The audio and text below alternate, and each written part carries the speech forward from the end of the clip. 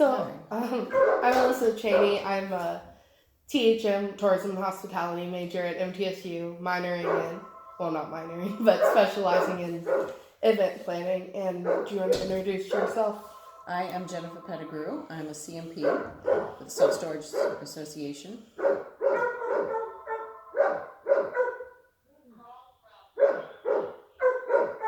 just see who it was. If it's my boss, I have to answer it.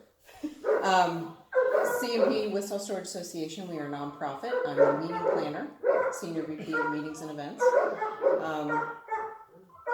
I plan the trade shows and seminars and little sessions that we have for our nonprofit. So, what does a typical day look like for you? Typical day can involve anything from, since I also do vendors and sponsors, I might be dealing with sponsorships for the events or the association. I might be dealing with vendors, booth placement, booth assignments, booth purchases, that kind of thing. Or it could be the actual venue where I am working with hotels, contracts, trying to organize room blocks. Right now we're monitoring our ski workshop, which is in January. And it's going to be in Deer Valley, which is near Park City. And our room block's almost sold out, so that's what I'm dealing with today. Because it's not till January. Nobody has anywhere to stay between. No one else can book between now and then, so. These are some of the things you get to encounter. Do you do requests for proposals or? Yes. We send them out for various hotels. We send them for security services because our events need security. Send them out for basically any service you need. Do you have like templates for all of them, or do you? I have templates for most. I have templates for the big events. We had a third party that was handling our smaller stuff for us and may continue to do so. We aren't sure. So what are some of the benefits of your job? Lots of travel. I get to travel a lot. I get to see a lot of cities. Depends on the organization you work for. Some of them go to a lot of different cities like we do. Some just stay in the center of the U.S., like a Nebraska meeting every year, which would be really boring. We do, Vegas is always our fall show. Ski workshop is always varied. It's always somewhere in the Rockies, Colorado, Utah, California. It's a great meeting. Love that one. We have a spring show that has to be east of the Mississippi, so it varies between like New Orleans, D.C., Atlanta, Orlando, those type cities. Sorry about the dogs. That's what happens when you work from home. What are some of the downfalls of your job? There's a lot of stress. There's a lot of organization. You have to be very detail-oriented because you have to know what do your speakers want in each room. Like say you have a big meeting, our fall meeting's 2,600 attendees, and we've probably got 40 speakers or more, depending on the program. We've got, 200 vendors coming to set up booths. So you need to know, is the hall set for the vendors? Is the decorator ready to go? Do they all have their booth placement? Have they all been confirmed? There's a lot of paperwork. Then you move on to the events. Are all the rooms set the way the speakers want? Do you have enough time in between each session to flip your room if the new speaker wants a different chair setup, like theater versus rounds versus whatever? You got to order all your food. You got to make sure all the food's ready to go, ordered. You got to figure out guarantees. How many people do I think are going to eat? Can we afford it? Does it fit in our budget? Budgeting takes a while. It's all very detailed. That's the stress part. What do you use to stay organized with all those details? Excel a lot. We have a database that helps some, but it's not very good. I rely on my memory a lot, which is a bad thing to do. I would find a better way to do it. We just hired someone who works with me now, and she keeps me very well organized, so that helps too. But yeah, Excel for the most part. I use outside, like we have an AV contractor who helps me a ton. I let them just take over now that they know our program. They just run budget by me and make sure that we've ordered what we need for each speaker. You can keep that in Excel. I know Excel's kind of dated, but it just really works for me because I'm older. And we don't have the money as a nonprofit to invest in all the fancy meeting planning software that I know is out there. My booth placements is literally an enlarged piece of paper that I print at Staples, and I just pencil in where I want all the vendors to go. So That's as technologically advanced as we get here. How did you get into the job that you're in now? I answered an ad 23 years ago for an office assistant in, gosh, I don't even know, somewhere off Reagan and over near Montgomery. And all I did was I played solitaire all week long until it was time to type checks. And I answered the phone every now and then. And I kept asking for more responsibility, and they finally gave me a little bit more. And then it just kind of spiraled from there. We lost our membership person, so I said, let me do that. Don't hire someone new because I'm bored. And then we lost our registration person who just processed registrations for these meetings. And I said, let me do that too because I'm bored. And then we moved. Our association moved from here to DC, the DC area. And I said, well, I'm the only single one here who has no ties. Let me go with you. So they took me with them. And I just, as positions opened, I was the controller for a little while. The controller left. We couldn't find anyone good. I said, I'll do it. Let someone else do registration and membership. And then we expanded and got bigger. So now we have someone who does each of those jobs instead of all three at once. And I decided I wanted to get dogs. So I moved home. They let me move home and work from home. And I've just, as we lost our other meeting planner, I took on her responsibilities. It just kind of snowballed. As people left, I took their responsibilities. I took the sponsorship away from someone else who left. And I mean, if you are willing to do the work, and you start somewhere, usually at the bottom, you just work your way up to senior VP. From nothing to senior VP. Sorry, I gotta check my question. Okay.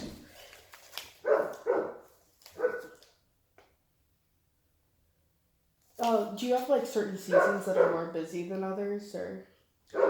Sort of. It is cyclical. Like I said, we have a spring and a fall meeting. So as soon as the spring meeting ends, we're already starting to work on fall. As soon as fall ends, we're starting to work on spring. My only other big meeting is the ski workshop, which is January, which is right smack in between fall and spring. So pretty much as soon as one ends, I'm already working on the next. And again, it depends on the schedule for the business that you go to, or the company you go to. They may only have one big one a year. There are some that just have one a year and that's it, nothing else. Or maybe one a year and a bunch of little tiny 20, 30 person workshops scattered throughout the U.S. that are easy to plan. About how many hours do you work a week? A full 40 on a slow time. I work extra when I'm extra busy. Like right before a meeting, like the month prior to each of our spring or 2 conferences. It's pretty much nonstop.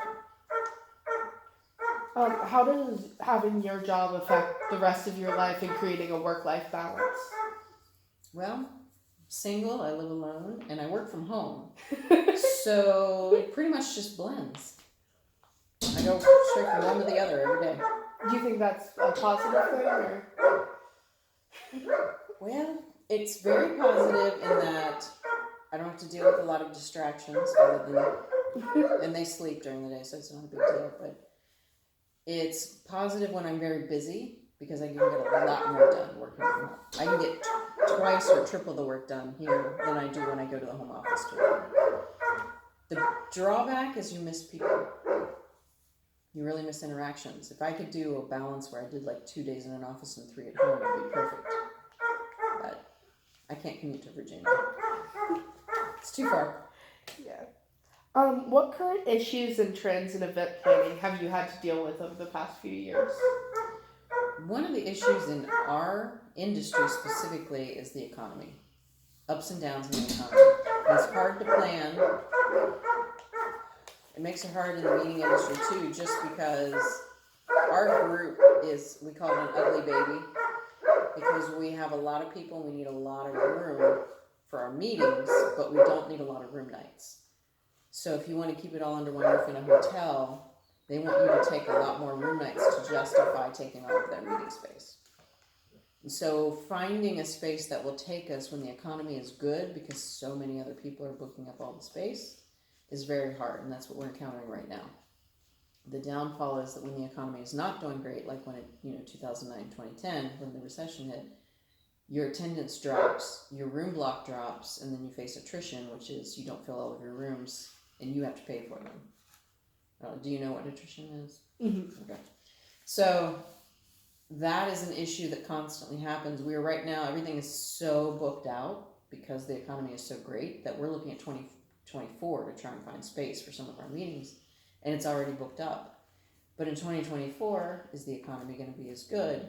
Are we going to be able to fill our room block based on what we're booking now? Is it going to drop? Are we going to face attrition? There's no way to know planning that far out. So that is the biggest hurdle we face. Is planning for the future. Planning for the future, and everything is future. I rarely work in the present. I'm constantly working in future years. What personal skills, abilities, and attributes do you have that have contributed to your success? I don't know if I have these skills, but I can tell you what you should have. You should be very well organized. You should be able to plan well into the future. You should be able to react well on your feet. When someone runs up, they're going to complain about something. Everybody always complains about something. And they're going to ask you to fix things like, can you make more rooms appear at a hotel? Or can you make more booth space appear when you sell out?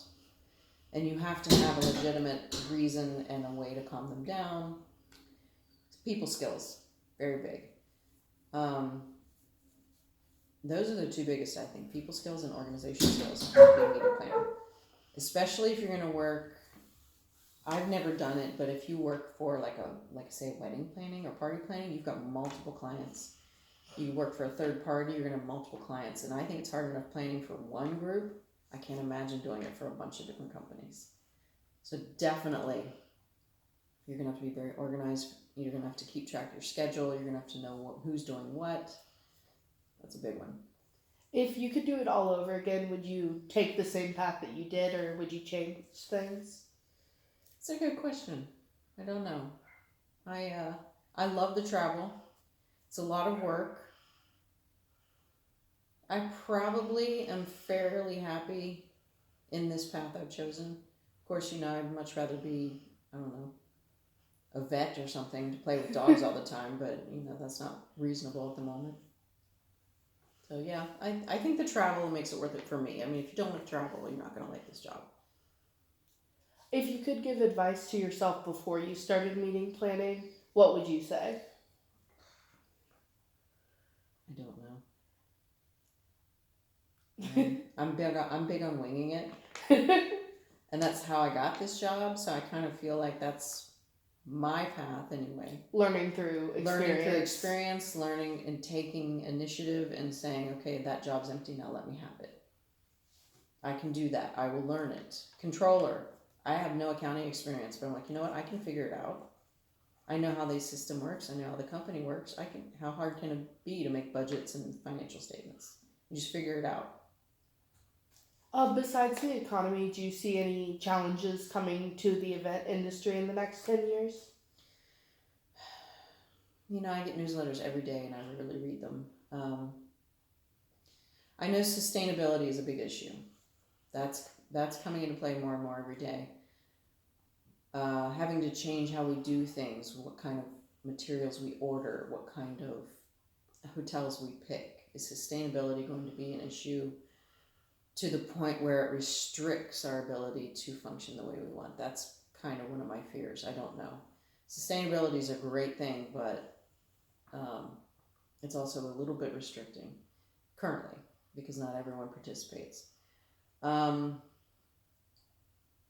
Pricing is always an issue. Prices can go sky high. And it depends on your group, what you can afford. They expect a ton for giving you a little bit of money. They want a lavish meal. They want unlimited everything. And they don't understand that hotels cost, if you take a can of soda off of a break table, that's like $10 once you add tax and fees and everything. A gallon of coffee can be like $80. They don't understand that. They don't understand when they go to breakfast, and once they pull up a plate and use it, that's like $60 with taxes and fees. So trying to explain what they can have and what they can't as prices continue to increase and the economy gets better, that's harder and harder to justify. So that's another issue. Okay, well, thank you so much for letting me interview you. You're welcome. But Middle Tennessee State University. They just started a new tourism and hospitality program, so I'm one of the first to. Fun. Do you think you want to go on the hotel side, or you want to go on the planner side as far as I think planning. Because hotels have jobs that are very similar too. Like we work with a CSM, a convention services manager, and they usually have the same designation I do, the CMP, just because it's planning on their end too. They're just receiving your plans and orchestrating. So lots of opportunity if you On all sides. on all sides. Yeah, that's part of the reason I'm moving out to Las Vegas, is because we have our meeting out there every year, so it'll cut down on a lot of my travel, but also just because there's so much opportunity out there should I ever want to take part.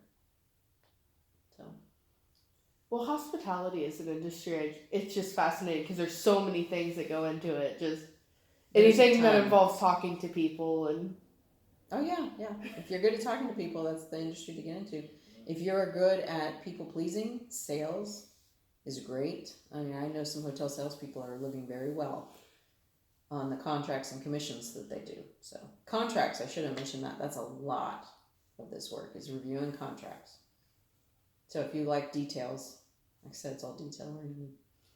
Read the contracts, make sure your numbers are right, your space is right, is everything going to fit, are they charging me correctly, make sure all their clauses are good, that work for your company or your client, however it works out. Well, thank you so much for the information and letting me interview you, though. You're welcome. Sorry I wasn't more prepared. Oh, no, it's fine.